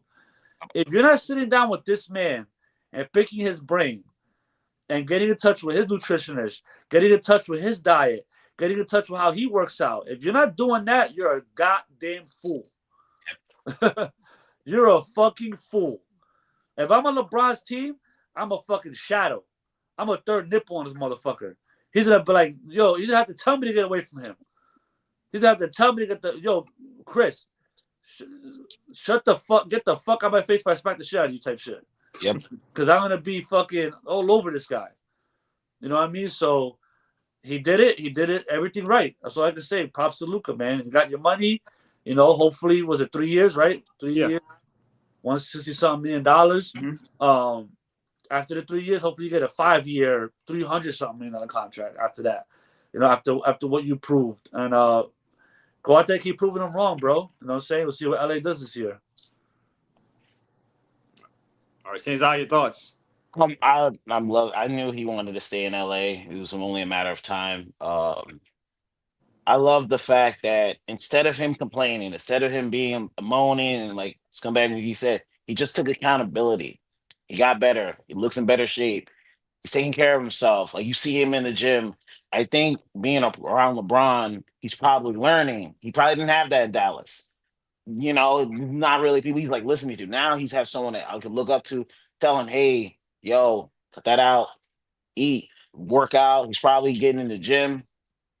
I think for the first 2 seasons, he's gonna be really engaged. Remember, he's still coming off the Nico Harris and all of them calling up the beer. This is a revenge season. This is kind of like his early Miami LeBron run. Remember when LeBron was like, "I want to be the villain"? I think this is that run for Luka where he's gonna have that type of run. I love when players take accountability and instead of bitching and moaning about it, they just put in the work. You see Luka doing it. Tyler Halliburton, they called you overrated. What did you do? Had the best playoff run. That's what more players need to do. This is why, like, when I see like the DK Metcalf and all of them start complaining, I'm like, yo, dog, just worry about your game. You can't talk over them. They're the media heads. All they do is talk. You just have to show up and play. And now I want to see how Luka comes into the game. Are you gonna get better on defense? Maybe, maybe not. But it's the effort. I think, like what Kofi's trying to say is, are you going to put the effort in every night? If he does that, you might have a Luka MVP season. Yeah. All right. Before you get the pepper takes, Saints, you have an announcement to make here? Oh, I just want to thank Nickel Pass for sponsoring us. We will be getting some shirts. I'm getting us some ID access. Thank you, Nickel Pass, for sponsoring us on this wonderful show. Thank you to my brother. I love that motherfucker. Yeah, we'll have to work on the promo reads. You know how some podcasts they have. Yeah. We'll work on that next few weeks. Yeah, he ain't giving me all that. So we'll have to work on that. So thanks for the sponsor. Hopefully, many more to come. All right, we go to pepper. First of many. Yeah, first of many. So we go to pepper takes. Best segment of the day. Unfortunately, let's start with some sad news. Well, not sad, but this is a very complicated subject to matter here. So there was a shooting in New York City. It involved 345 Park Avenue, which is where the NFL headquarters are at. To explain the situation, Shane Tempora, he purchased a rifle for over $1,400. It was a license from a supervisor as he was working in Las Vegas as in surveillance at a Las Vegas hotel and casino. It is believed that his target was the NFL headquarters at 345 Park Avenue, but he took a wrong elevator and he ended up on the 33rd floor. So And unfortunately, he killed 4 people, including an off-duty cop and a Blackstone employee executive. He left a note after he committed suicide, believing that he had CTE from his time playing high school football. He was on psychiatric hold in 2022 and 2024. And I just saw a recent report here, so I had it here from ESPN this morning. He suffered for years for frequent debilitating headaches. He put injections to the back of his head, and he went to a neurologist, and he had some MRI scans on a consistent basis. So it's a very nuanced subject, as I said earlier. Obviously, he has some mental health issues, headaches and stuff like that. But I will equate this to I can't believe I bring this guy's name up, to Chris Benoit, and we know what happened with Chris Benoit. He killed his wife, he killed his kid, and then he killed himself. But the same situation here. We know Chris Benoit's brain was beyond scrambled, but he still made the choice to kill his wife and kill his kid. And we know this because he did a Google search before he died at how to kill yourself. He put Bibles on both his wife and kid, and then he killed himself. So, despite the fact that his brain was fried, he had enough mental acuity to know, hey, he did what he did, and he knew what he did was wrong, and he killed himself. Same situation with Shane Tabor. He knew he was struggling, but still, he made the decision, hey, I'm going to come with a rifle to New York, and I'm going to shoot up as many people as can in the NFL office. Luckily, he made a mistake in terms of his plan, but still, he killed 4 people, unfortunately. So, my thing is, the big thing I saw was like he walked around the streets in New York with a rifle. Nobody did anything about it. So, what's going on in terms of that? Beyond the whole rifle thing, we know how gun control is in this country. We know nothing's gonna happen in terms of that. We know why. How far did you walk with the gun? Did they say? I'm not sure. I just know there was photos with him with the rifle. Yeah. Okay. So. All right. I don't know if you read something different. So I was just asking. And then they said he parked right in front of the building. He double parked. Oh, okay. Yeah, that might have been what happened. Walked too far Mm-hmm. with the gun. But people saw him though. So. Yeah, people saw him. Yeah, but I can imagine walking and then seeing that, like, what the hell is that? Like a prop gun? Like before you can figure out what's going on. Yeah. That's fair. That's fair. Yeah. People in New York City, they're so focused on, I gotta get to work. Like, is he working on a movie? I'm not gonna interest my. Gotta go where I gotta go. Yeah. But I'm gonna start this one off. It did say, I read a report that it did say he tried to seek medical help before the shooting. He tried to go with people, but the way America's health system is, you can't get that shit if you don't have coverage. So I do want to say, rest in peace to the people, the victims, the family members. It's just wild, man. Like, you never know what people are going through. Like, he's injecting shots in the back of his head and all that stuff. And CTE is real, man. CTE is definitely real. And I know a lot of players are starting to come up to it. But now you might not have to start thinking about the football, the pro level. You might have to start looking at the high school level, because this dude said he was dealing with it in high school. So now you start looking at high school, college players. You need to start getting them routine checkups. I think this is something that we need to start looking into, because the brain's young, but not everyone's brain is as strong. No, let's come back. Do you have those concerns yourself? Because you did play high school football yourself. I do too. I think I will, but I haven't seen anything. The minute I'm gonna tell you, the minute I see something, I'm gonna go get checked out. But I do physicals every year, so once again, if you ever played sports, if you ever played boxing, you did high school boxing, get yourself checked out. You never know. It could happen in a minute, any moment. Depression, all that type of stuff. Please go get yourselves checked out. It doesn't matter. It only takes one. That's all. Scumbag, your thoughts? I don't know. It's a heavy subject because people passed away. You're dealing with mental issues. You're dealing with gun laws coming to play with this. Why are you able to buy AK-47 to this day? I don't know why. No, we know why. We know why. Yeah, just morally. Rights. Yeah. Morally, I don't know why. You know what I'm saying? But I know why, but morally, it's like, why? You know what I mean? And it's like, how many times this shit kind of gotta happen before you do some kind of regulation over here? You know what I mean? And you know that the thing is that guns have to be legal in certain areas. They do. You know what I mean? Yep. To open carry. Yep. You know, unfortunately, I don't know if it's just an American culture. I don't know. We live in a violent culture.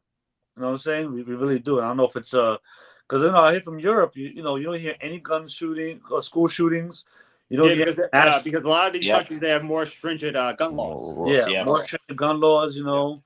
know, but you know, like I said, I don't know if it's the gun laws or just the culture we got. You know what I mean? But if It's guns probably a weren't, if combination of guns, both, in my opinion. It's probably yeah, a little bit of both. yeah, because even if there wasn't guns, people were using knives and shit and bricks and Yep. hammers. Like so Yep. I don't know. So in some areas, like I said, you do because now it's gotten to the point if people say, okay, if the bad guys are strapped, I gotta be strapped too, bro. This is crazy. You know what I'm saying? Like otherwise we're gonna be fooled. And in Yep. certain areas, like when I drove out to Houston, there's some areas that it's like you're driving through farmland for miles. You know, these farms aren't fucking 1 mile long and that's it. These farms are huge, and the cops aren't. They have sheriffs, and the sheriffs are fucking 20 miles away. If Yep. some dude rolls up to your fucking farm and tries to steal some shit or try to kill you with some shit, you're on your own. That gun. You have an AK-47 shit. You have a grenade. You know what I'm saying? You don't know who the fuck's running into your house trying to do something to you and your family. You know what I mean? And you just over here like, yo, I literally got a cop police station 2 blocks from me. Yep. You're not in the city where the police station is 5-6 blocks or just a phone call away. You Yep. know what I mean? So those areas is where you need the legalization of these kind of guns. You know what I mean? The sad part is that I don't know how you regulate it because this guy went to Las Vegas and then drove all the way to New York. You know what I mean? So it's like, how do you deal with that? How do you stop that? You know what I mean? Like some dude buying a gun in fucking Alabama and driving up to New Jersey and doing some shit. You know what I mean? He's driving the speed limit. He's just driving. Well, how you stop? You don't know. You know what I mean? Maybe it's the purchasing of it. I don't know. Something got to be figured out because this is just ridiculous at this point. You know, mass shootings are so concurrent that they don't even get fucking news anymore. Nope. Oh, there's a shootout in New Orleans. Okay, 2 days. Next thing, like, wait, Yeah, think about it. The only reason this got played was because the NFL. Yeah, it was NFL. Yeah. And this is already going away too. To be honest, Mhm. It's time to die down. it's dying out already. Like so it's like that's how just used to it we are at this point. And it's sad. You know what I mean? Wish it was different. You know what I mean? But it's not. And like I said, you're in a country where it's America's a business. You know what I mean? And Yeah. unfortunately, in business, people are a casualty. You know what I mean? They're not somebody else. In business, these government officials aren't thinking of like, yo, let's make this move. But we do this move, it'll kill 100 people. But it'll save thousands. Fuck it. Yeah. Do it. You know what I mean? And the decision these people are making for us. And, we just got to pray that, that God has his blessings and mercy on us and our loved ones. That don't happen to one of us because that's just devastating. You know what I'm saying? A woman got killed and two officers got killed. Oh, yep. Security, he was doing off-duty cop, but he was doing security. The other security guard, they got killed. Imagine, like, that's anybody's mother, that's anybody's brother or father or uncle or somebody that is just gone now because, just some guy just buying the wrong guns, you know what I'm saying? Like, if mental health is a problem in the U.S., find a way to get these people to get just benefits for mental issues. Yep. There you go. Make that easier. Yo, if you have mental issues and you want to get in touch with a therapist, we'll find a way to get you medical coverage just for that. I don't know. Yeah, it's just unfortunate that unfortunately what's going on with our current administration, that seems to be things that they're trying to cut. So yeah, they don't give a shit about that. They don't at all. You don't care. Yeah. So to close it out, once again, rest in peace to the victims, condolences to their families, and hopefully there's some way the NFL does something for them. I think they will. So yeah, they probably will. Yeah. Pay for all the funeral services. Just do it. Who gives a fuck? Do it. You got the money. You know what I mean? It's not easy to transition from a topic like that, but we will. And our last topic will be SummerSlam Night 1, which our own Saint Zaza was there in attendance. So we'll let him do the recap of the event since he was there, and we'll do Night 2 next week on PGN. So Saint Zaza, take it from there. What are your thoughts on Night 1 of SummerSlam? Um, I will say this: it's my first Big Four pay-per-view. The set was amazing. I was really close. We actually had our tickets upgraded because the section that we were in was tarped off because it was behind the stage. Mhm. So we got to move even closer. So me and my boy Mike, we was there, we was chilling, we was doing this. First match started out, Jay Uso was doing the yeet. It was crazy. Roman Reigns came out, and I said not one person was sitting down. Everyone had their hands up, acknowledging and all that other shit. Yo, Oh, he looked like some superhero from the comics, man. That's how he yeah, looked, man. yes. Best shape he's been in. I was like, okay, cool.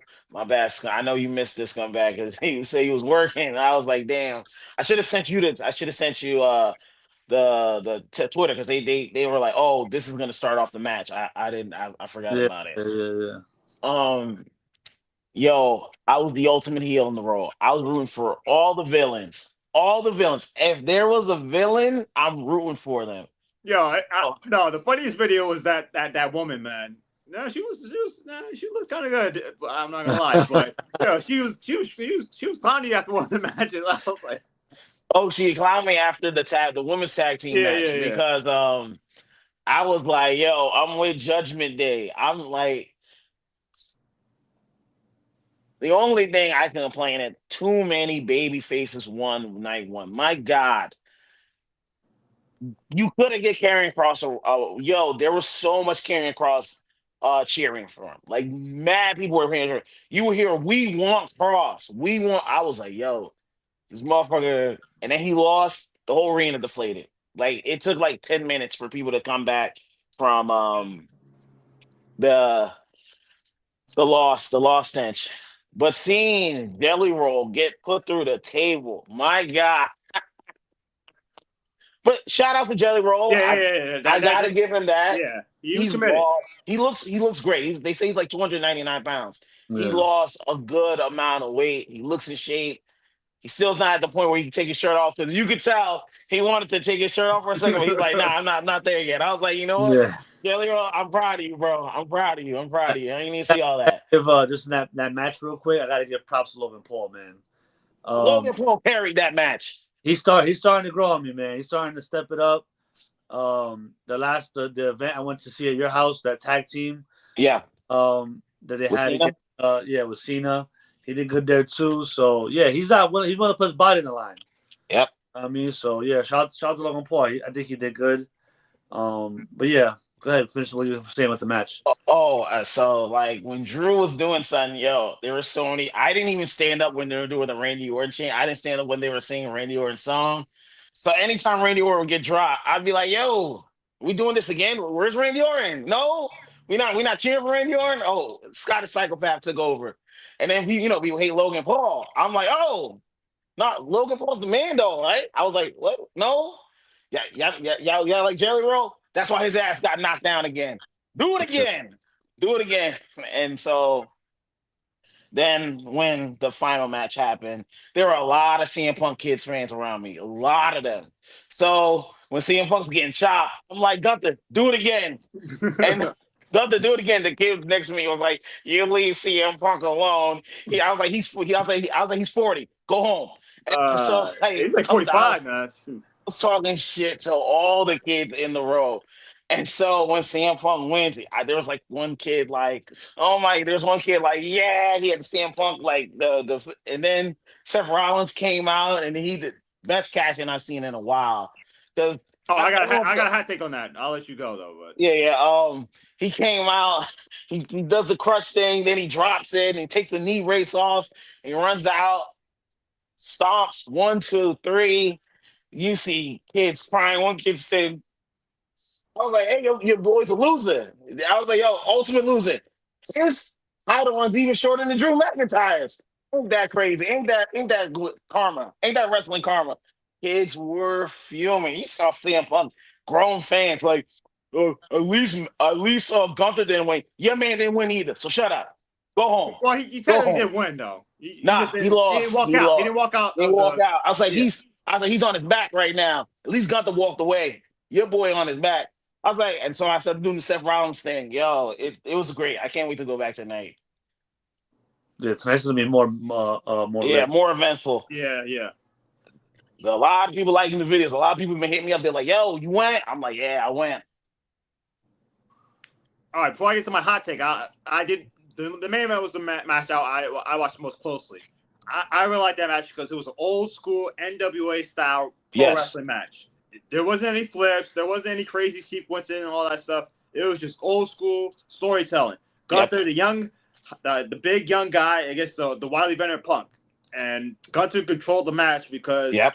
Punk just didn't have anything because he's shorter, he's older, so it went how it was supposed to. Gunther looked as strong as he possible. And the only way Punk was able to win was because Gunther got a little too cocky, got a little too arrogant. When he wanted to disable, Punk took advantage of it. And then Gunther was bleeding. And then Punk was able to take advantage with the GTS, and that's how he won. So I like the fact that was the storytelling of the match. It was just basically, hey, Punk tried his hardest, but Gunther was just overpowering him. And once he got the opening, he took advantage of it, and that's how he won the match. So I really like the fact that they did an old school type of match in that fashion. Now, here's my hot take. I'll be honest with you. Wasn't really a fan of the whole Seth Rollins cash in. Here's why. Not because of the obviously for storyline reasons it made perfect sense. It's just that we've seen this time and time again where the heel comes in, he beats up on the face that won a hard fought match, and then he wins the title. I'm kind of a little tired of that a little bit. I get it for this storyline, but it's just something I'm kind of a little tired of. I would have liked it better if he, like, when the Gunther spot happened on the table, I would like it better if Rollins came in there, and then he beats Punk there. That way, he's out of the way, and then you could have still done the same thing. But that's only a slight criticism on my end.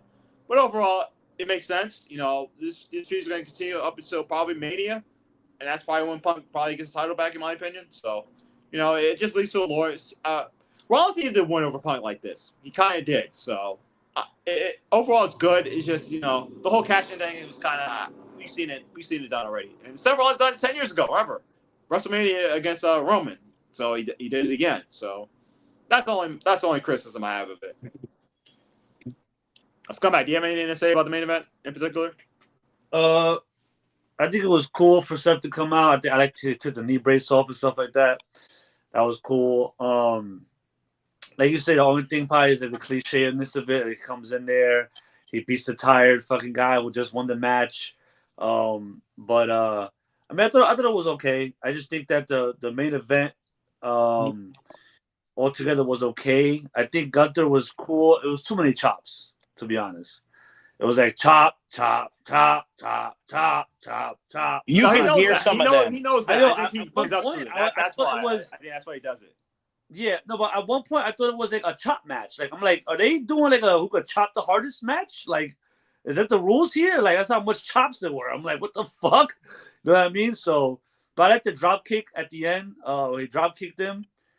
Gunther, that was a good move. Gunther's he's one of those, the big guys, like Big Show. They do the boot, you know what I'm saying? They just do these powerful body slams and shit like that. But I kind of like my wrestlers. Like me, I'm a Bret Hart fan. Yeah. I like seeing wrestling matches where the wrestler has a lot of arsenals. Has a lot of arsenal in his wrestling. So like Bret Hart, even though he had the sharpshooter, but he was known for the side sweep, the German leg rush, the back breaker. He had like six. He went in the second rope. The elbow drop. Yeah, the second rope mini elbow drop. You know what I'm saying?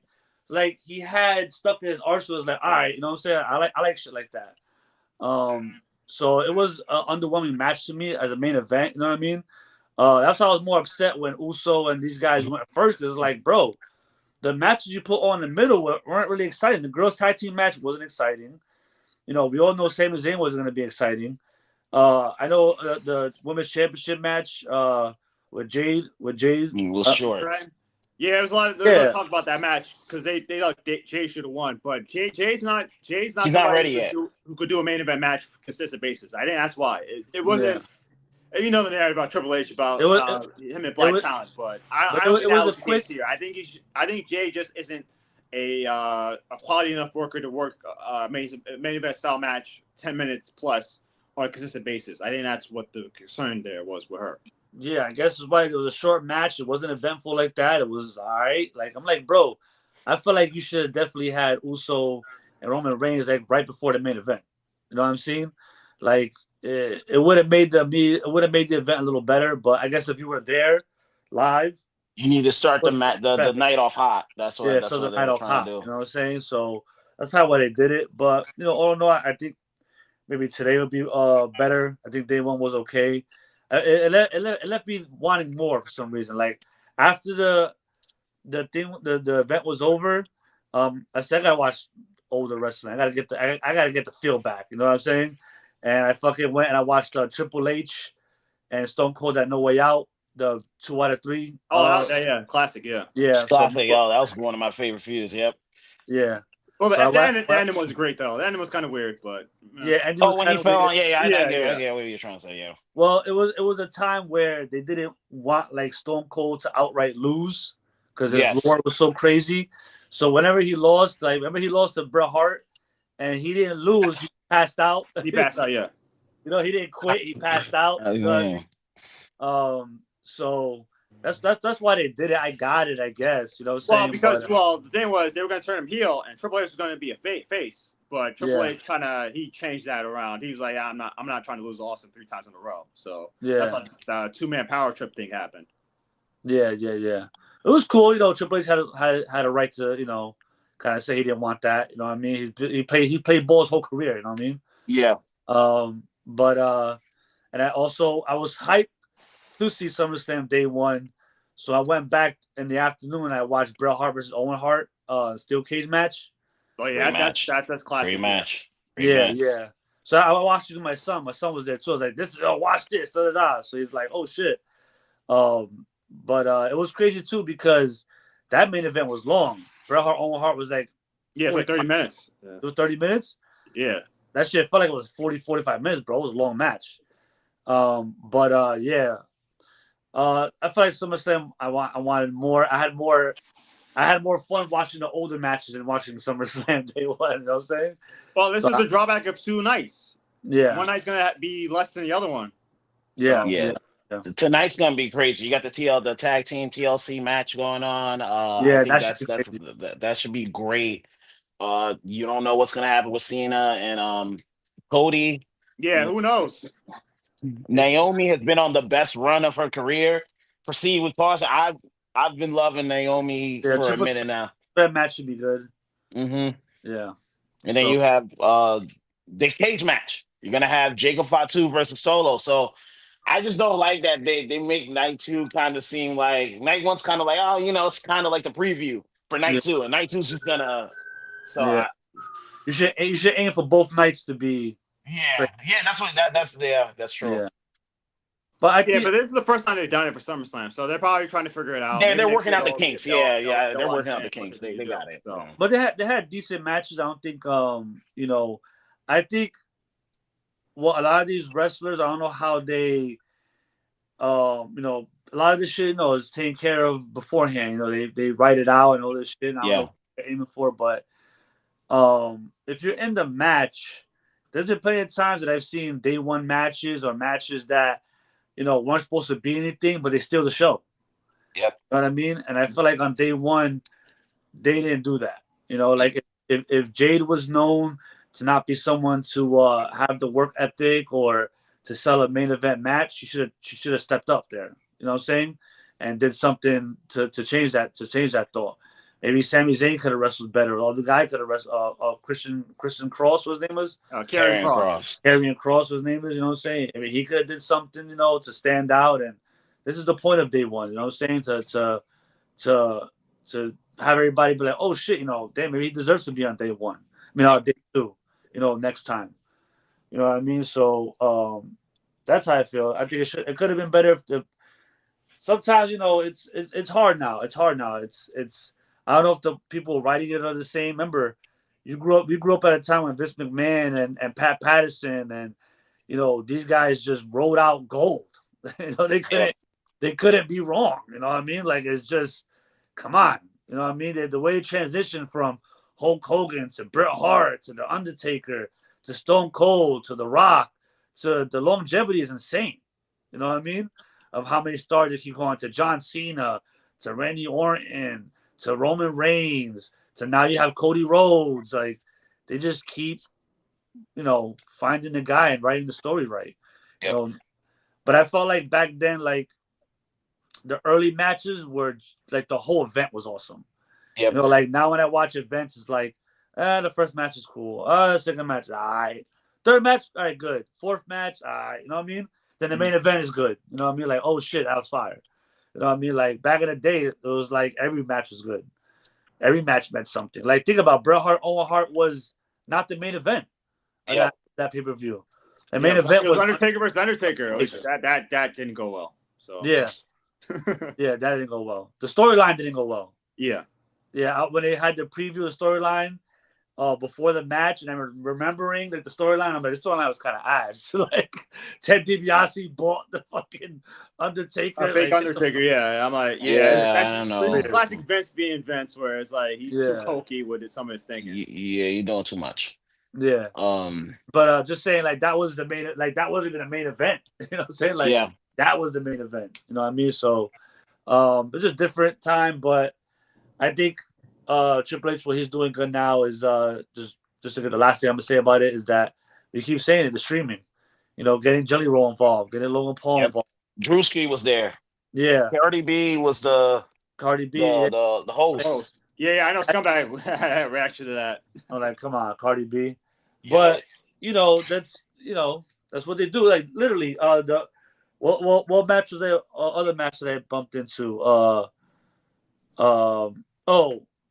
This guy, Diesel versus Razor Ramon. I saw too. Oh, okay. So that Razor was Ramon had Walter Payton in his corner. Yeah, the crowd erupted. Yeah. That's probably one of the biggest reactions I've ever heard. Yeah, and Diesel had Shawn Michaels. Mm-hmm. So in his corner or whatever. But as I say, Walter Payton was there. Yeah. You know what I mean? So this is what the WWE's always been doing. You know what I'm saying? It's always about celebrities. Yep. Yeah, they get people involved. So I think Triple H is doing good, keeping up with that, because he's not from this kind of era, but has people probably around him like, this is the hot guy right now. Get it? Yeah. Like, all right, cool. And that's good what he's doing with that. And the streaming, like it's on Peacock, but then internationally it's on Netflix. Yep. You know what I mean? Like you're getting it out there for the people to see this shit. Yep. You know what I mean? And like you said, the setup looked fire. I think the stage was set up dope. Everything went well. Personally, you know what I'm saying? Like there wasn't really like a match that was like what happened there. You know what I mean? Like it was. He's been doing his thing. I think what we need now is more. Is getting there. I think it's getting there. More superstars. That's what we had in the '90s.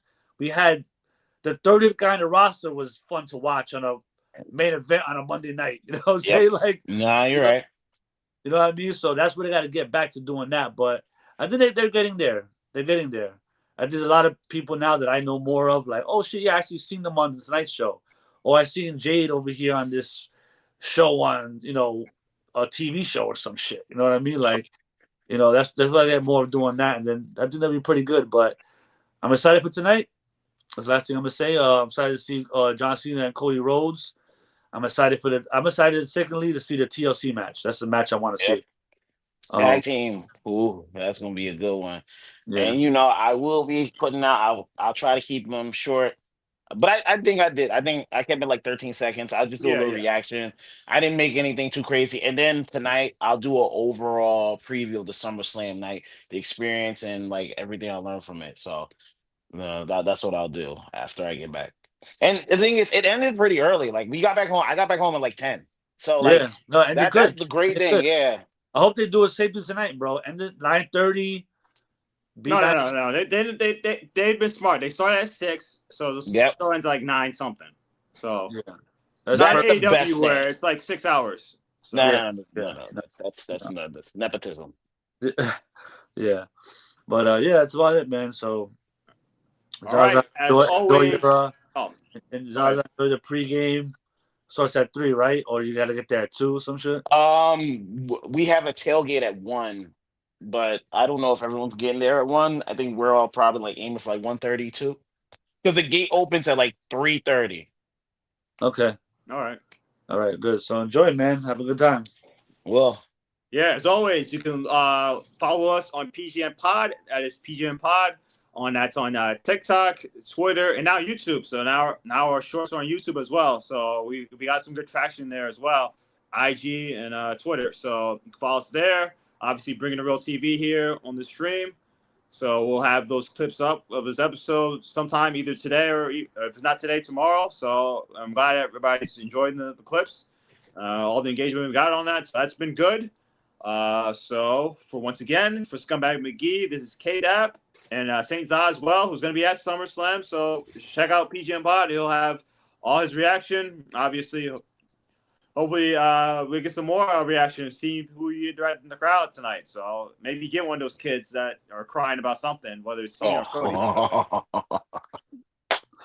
So, Yeah. yeah. So once again, thanks for listening to PGN. Listen to and watch PGN Pod, and we'll see you next week. Peace.